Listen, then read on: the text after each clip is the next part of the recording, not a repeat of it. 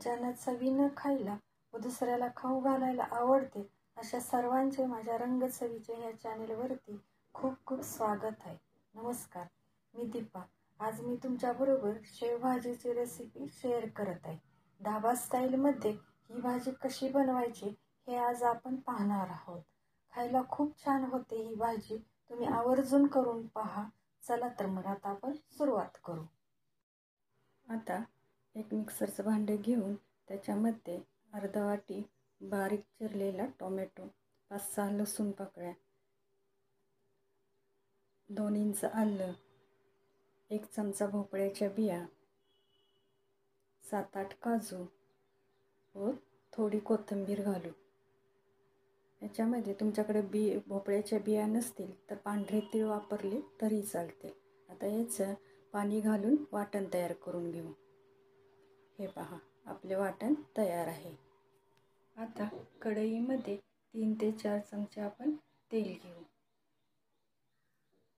तेल थोडं गरम झालं की याच्यामध्ये 4 लवंगा, 2 वेलची, 4 मिरी, 1 दालचिनीचा तुकडा, 1 तमालपत्र आणि अर्धा चमचा जिरे घालू.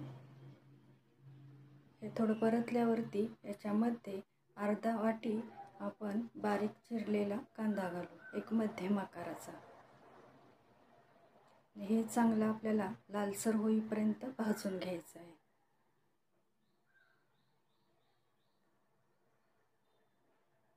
आपला कांदा आता भाजला गेला आहे.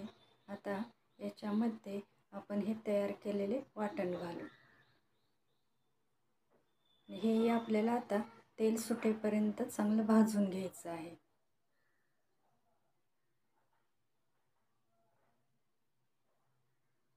हे पहा, आपला आता मसाला भाजला गेला आहे आणि तेलही चांगलं सुटलं आहे.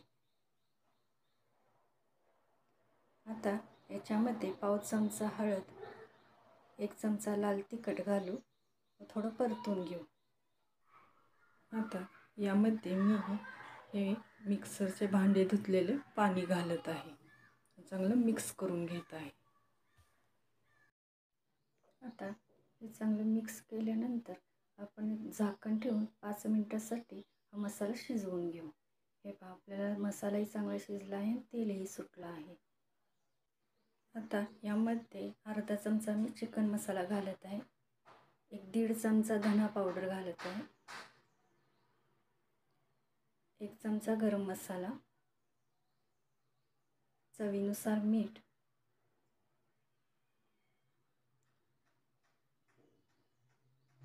आणि अर्धा चमचा कसुरी मेथी घालत आहे. हे चांगलं आता मिक्स करून घेऊ. थोडंसं पाणी घालून घ्यायचं, चांगलं मिक्स करून घ्यायचं आणि 2 मिनिटासाठी आपल्याला याची वाफ काढून घ्यायची आहे. हे पहा, आपले मसाला चांगला मिक्स झाला आहे, तेलही सुटलं आहे, तुम्ही पाहू शकता. आता याच्यामध्ये मी साधारण एक अर्धा ते पाऊण ग्लास पाणी घालत आहे. हे आपल्याला आता चांगलं उकळून घ्यायचं आहे. हे पाहता उकळी यायला लागली आहे.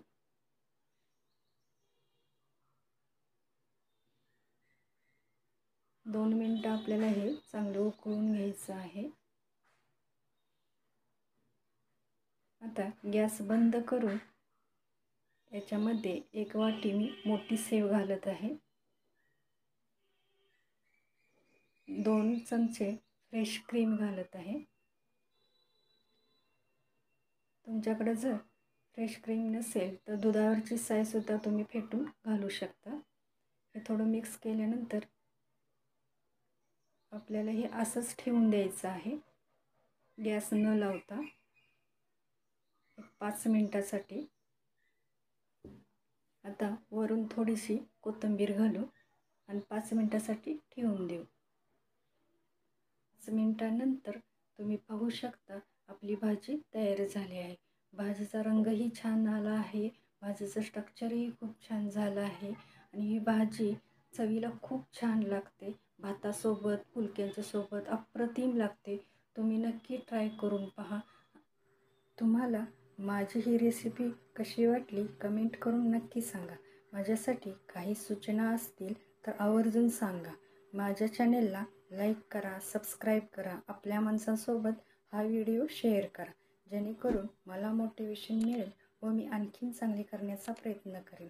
बेल आयकॉनला क्लिक करा व माझ्या ह्या नवीन परिवाराचा भाग व्हा. धन्यवाद.